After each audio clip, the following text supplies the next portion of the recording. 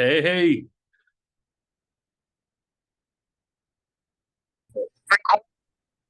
Okay. What is happening, Tyrus? Hey, what's up, man? How are you? Nothing much, nothing much. Thank you for joining me. I'm gonna go live in just a second here. You got any questions or anything for me before we kind of go live, or No, just let's do roll it. right into it? All right, cool. That's fine. Are you sure? Yeah. It's like climbing behind you. It doesn't matter. It's just a cat. It's all right. That's how you take it. No, it's all right. My wife's a perfectionist. I'm not. Okay, nice.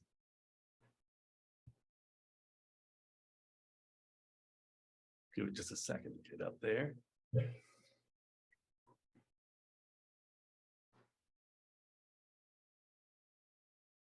All right, guys, welcome to the Coastal Conservative Podcast with Tim Lower.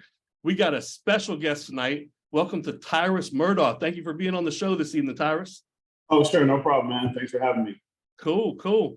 Now, let me ask you, Tyrus, is there anything that you don't do? I was looking through your profile: wrestler, comedian, Fox News contributor, best-selling author. Is that everything, or am I missing some stuff? I'm terrible at laundry, so I'm married up, and I have to. So I got that base covered. They're all kind of connected, though. It's all kind of in entertainment. It just kind of they all are really different branches of who I am or whatever. So one falling into one is kind of similar. So I wouldn't give myself too much credit. I'm a jack of all trades, man. I mastered a few, but just it beats work in construction. You know what I'm saying? So I'll take it. Absolutely, absolutely. So you're coming down to visit us in Gulf Shores. You're going to be down here May 19th at the Erie Meyer Center, doing a little bit of stand-up comedy. Tell us a little bit about that. So it's basically, you see a lot of, I tell a lot of jokes on Gutfeld, obviously. And it's just more of instead of, you get 4 questions with me for 40 minutes a night, and stand-up show, it's all me for about an hour and 20 minutes.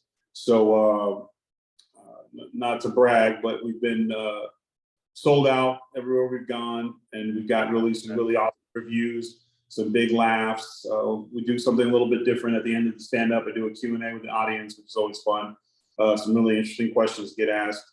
And then we do a meet and greet afterwards. So you get the full Tyrus experience.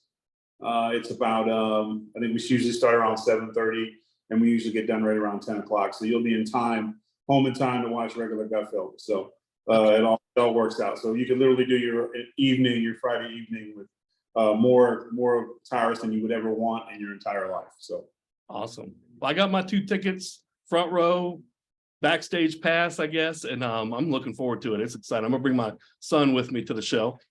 Yeah, it's a fun show. It's a grown-up show, but it's nothing crazy. They might ask questions because I talk a lot about when we're growing up and how different things are. Because we had what's the word I'm looking for? We had a different parenting code when we were growing up. We were allowed life lessons. We played in called neighborhoods. We were outside. We could even get in trouble from a neighbor. Imagine that.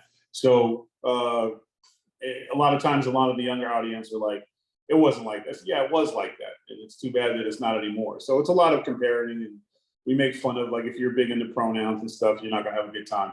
Because I got some good ones. So it's a fun night. We're comedy's comedy, and we can laugh and be adults, and we laugh at ourselves, and we laugh at some of the world. And so it's a good time. And the key is to laugh and have fun for a few hours and forget about the BS outside, and then it'll be waiting for us when we get done. So absolutely. No, I love it. I'm going to go ahead and share the link for the tickets onto the Facebook feed. So that way, if you guys want to get tickets, check them out. You can get them right online. Super easy to order. All right. That's all shared on there. Let me ask you, how did you meet and get connected with Greg Gutfeld?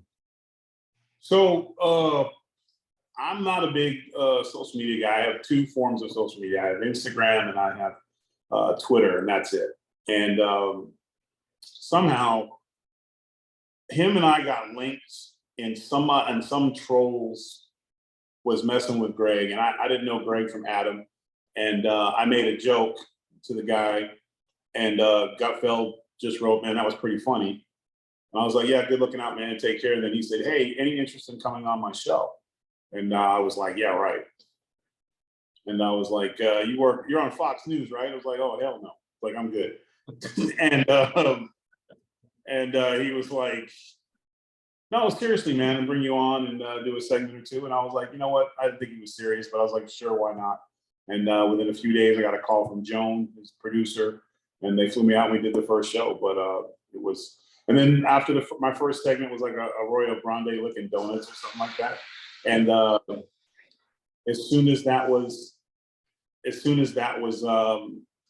done and they were laughing during the commercial break, he said, "You know, if there's any chance that you lived in New York or moved to New York, I'd make you a co-host." And I was like, "Yeah, that's not happening. I'm an outdoorsman. I can't live in New York." So but he's like, "Hey, what about once a month?" And I was like, "Cool. I could do once a month or something like that." And so it just kind of grew from there. And then eventually he was like, "I need you here every week. Like, I need you. Like, the numbers are crazy, and you're just bringing something to the table that we have never seen at Fox." So it was just like a natural kind of a kinship was formed, and we just kind of kept going and rolling and rolling and growing. And now we've got this juggernaut that is the Gutfeld Show. And I think we kind of cap things off with a Super Bowl commercial and let everybody know we're legit, and we're not going anywhere. So it was, like I said, it was the weirdest thing. You hate to say you met somebody on the internet, but yeah, we met on the internet, as creepy as that sounds. That's awesome. That's awesome. I got a question from Patrick McWilliams. He wants to know, is it hard to follow what Emily Compagno is saying when she starts talking fast? That's why I fainted. He showed me the clip. That was hilarious. Bruh, I was like, Emily is passionate, you know what I'm saying? And she just, when people start talking really fast, and especially when they're trying to get, because here's the thing about TV, there should be a clock in everybody's head, right? And wrestling, this is one of the benefits of being in the WWE, is that when you have a minute promo, you have 59 seconds. If you go over, you won't be on again. And if you go under, you messed up the show. So in your head, you have to have a stopwatch. So whenever I'm asked a question on Gutfeld, in my head, I have a minute and 30 stopwatch. Emily's stopwatch got a glitch in it. So she can go like, she thinks her minute 30 is like 2 minutes and 30, but she's like, okay, I'm gonna make my time by speaking as fast as I can. And sometimes it just goes, she's got a lot of information. And that one time I was like, no one's gonna interrupt her. No one's gonna do anything. So like I said, I'm always looking for the joke. And I saw the joke, and I took the header, and she's a good sport, which is cool. And just kind of a thing. But yeah, do I understand her sometimes? No, I don't try to either sometimes. Usually she makes her point by the end of it, but it's kind of fun. She reminds me of from when I was a kid, the micro mini machine guy who talked really fast. That's what she reminds me of. Nice. What was it like working with Snoop Dogg?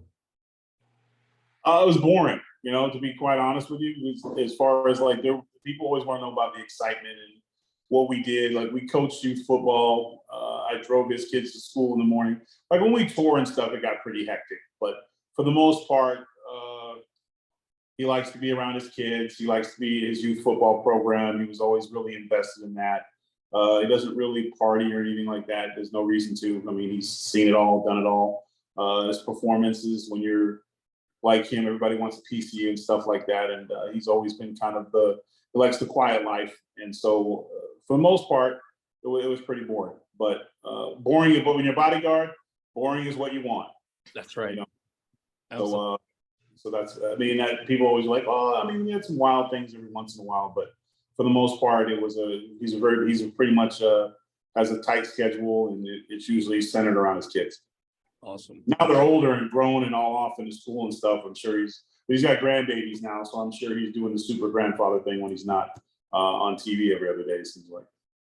Nice. Yeah, it's probably cool to see that other side of snoop that the public doesn't see.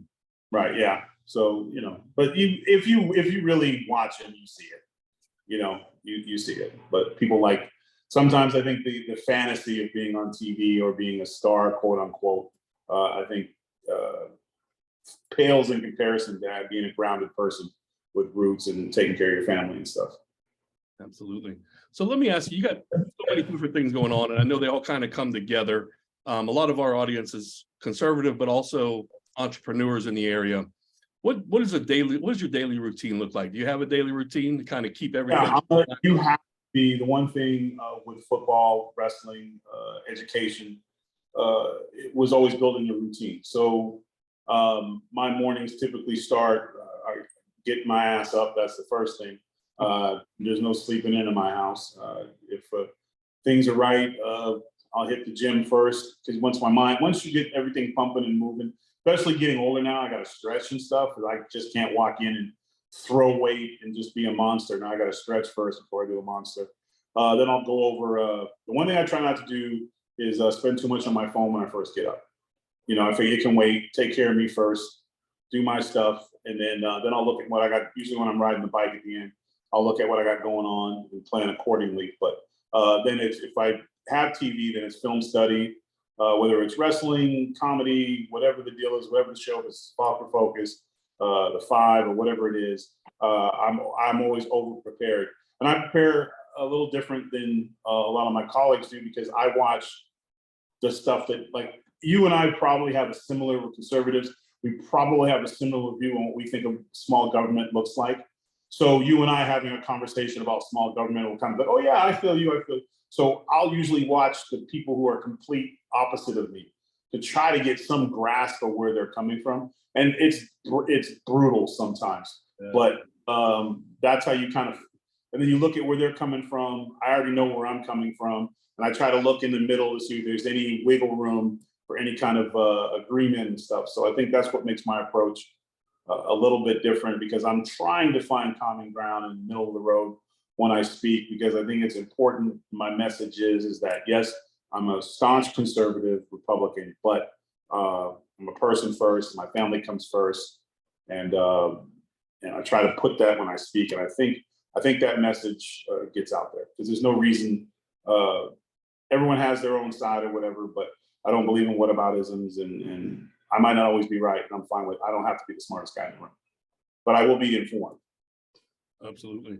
So how, for the young entrepreneurs out there, how important is it to have multiple flows of income? Okay, so that is a phenomenal question.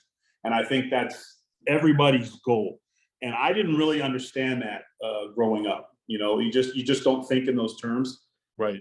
But the more you diversify, the more room you have to grow, and you will have a lifesaver when you do fail, because you will fail. On 1000% will fail. But it's important to lock one down at a high level. You don't want to spread yourself thin. You don't want to, like, I'm going to do this and this and this, but each one has got holes in it. So I wouldn't start, like, for example, I do the Gutfeld show. I wrote a book, and I started doing stand-up comedy. But while I'm writing the book, I'm not going to do stand-up comedy.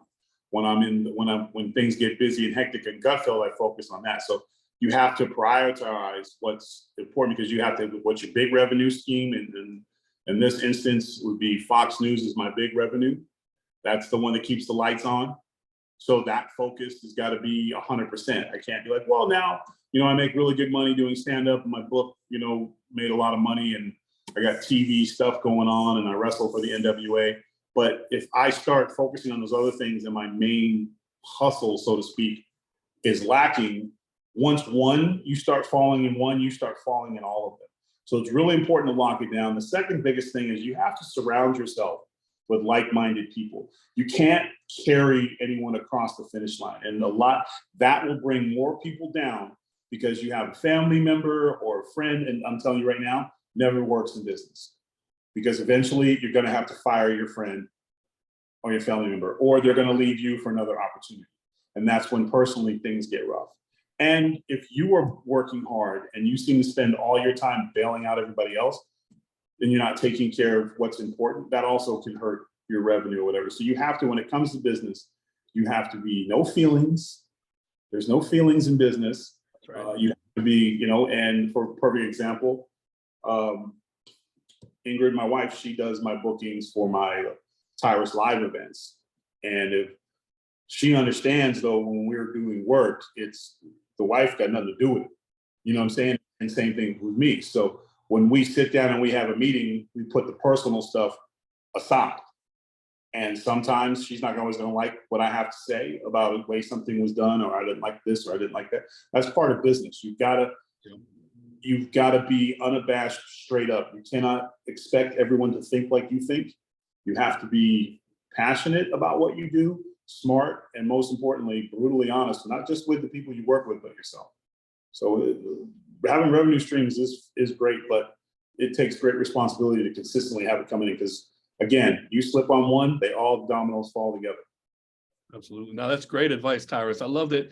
You could kind of see a little bit more of that passion come out of you when you started talking about that as well. So because that was always one of my goals, but Yeah. it's an easy goal. It is really not. You think you get one thing going and then something slows up, it doesn't happen, it doesn't come together. And so it is when you get to that point, when you get multiple checks coming in, but that's when you got to really, if you're conservative, really buckle down. Don't go on spending sprees. Think about Mr. Taxman, and don't live outside your means, and don't cash checks before you get them.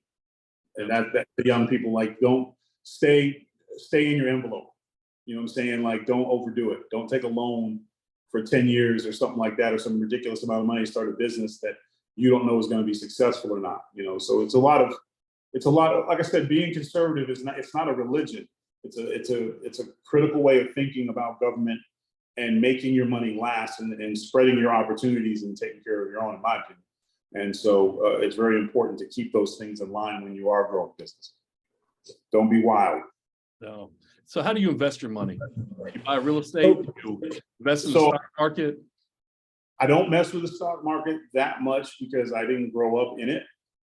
And the one thing I do know that I've always known, I've always heard, land doesn't depreciate. So I invest in real estate. I buy plots of land. Oh, I buy stuff with nothing on it. So I bought 21 acres in Montana. I just, because my wife has a sense of humor and I'm always making jokes about aliens and stuff, Area 51 in New Mexico, that's mine. So I got I got 20 acres of the UFO area, a sign and stuff. So that's mine. So you got to roll. How many is it? 50 acres. So wow. if you're looking for flying saucer parts and stuff, you got to come through me. Okay. You know, who knows? You know, and according to the buying New Mexico is smart because there's a good chance it's going to be beachfront property if you listen to the current administration. So I'm just waiting for the beaches to show up. I'll be ready right there. So I'm always looking, but like I said, it's an investment, and like I said, it's not something I'm not looking to flip it or sell it. It's like something you can pass down. To your family, because you know, I always laugh when I, you know, you always hear the thing of the news thing is everybody wants reparations, and as a Black man, I laugh because it was never about money. It was about opportunity and giving opportunity, and what that was at the time of slaves being freed, what did everybody do? They farmed. So giving somebody 40 acres and quote a mule was giving them an opportunity to, one, build wealth, provide for their family, and pass things down. So it was about an opportunity. It wasn't a cash. It wasn't here's $300 and be on your way. It was giving them an opportunity. So that's kind of got, and now we don't need the 40 acres and mule because America itself is the opportunity. You apply yourself, you're going to jump through hurdles. We all have them, but everyone in this country, and there's a million stories like mine of people who just rolled it up and went to work. And it's not easy. You're going to fail. You're going to have some doors slammed in your face. There'll be some missed meal cramps. You're going to get fired and you don't understand why and all that kind of stuff. But that's all part of growing up. And you need those scars to really build and get yourself to a place where one day you look back and be like, I'm prepared for this because I've dealt with failure. So, but that's just my little 2 cents. No, that's awesome. Can't wait for you to come down, doing the comedy show. Let me ask you real quick. Trump 2024 or DeSantis? Makes no difference to me. Okay, I want to see the best man win. that's right. So Right. I look at this like a prize fight, and I like both boxes. So whoever comes out of this, and you know what, we've been through this. The bigger the field, the better it is for the Republican Party. That's right. Because nobody thought President Trump was a legitimate candidate until after he showed up in that field. We're still looking for Jeb Bush. No one knows where Jeb went. Jeb, if anyone's seen Jeb, tell him to please come back. At least do some speaking events, but he built momentum through and won that Republican nomination through attrition. And he proved brass tacks and that he had the strength and fortitude and the sight to carry the Republican Party, and he carried it all the way to the White House. So I'm looking for the same thing. While everyone on mainstream media is going to try to pit this as this big giant civil war in the Republican Party, it's not. Yeah. If President Trump wins, hell, Nikki Haley could come out. That's the thing about the Republican Party. We just don't know. Tim Scott could catch lightning in a bottle. We don't know. President Trump could just handle business and be the nominee. But no matter what, who's ever at the end of that is going to be battle tested and ready to take on, in my opinion, the most fiscally irresponsible White House that I've seen in my lifetime. So you're going to have your hands full. So we need this. We need this battle to see who's going to represent. And whoever it is, I really feel that Republicans will fall in line, because we're going to need every damn vote. Because let's not forget, no matter how much we feel about it, we are outnumbered, plain and simple. So we got to show up and vote and support. Absolutely. Well, Tyrus, man, I really appreciate you coming on the podcast this evening. I had a great time. I hope you did as well. Again, yes, Tyrus Live coming to Gulf Shores, Alabama, May 19th, 7:30. I dropped the link in there. Get your tickets. It's going to be a hilarious show. We love you on Gutfeld. We love seeing you. Love having you on. I can't wait to see you in person. Yeah, looking forward to it, man. Appreciate your time. Cool. Thanks, Tyrus. We'll see you in a couple weeks. Yes, sir. Enough said.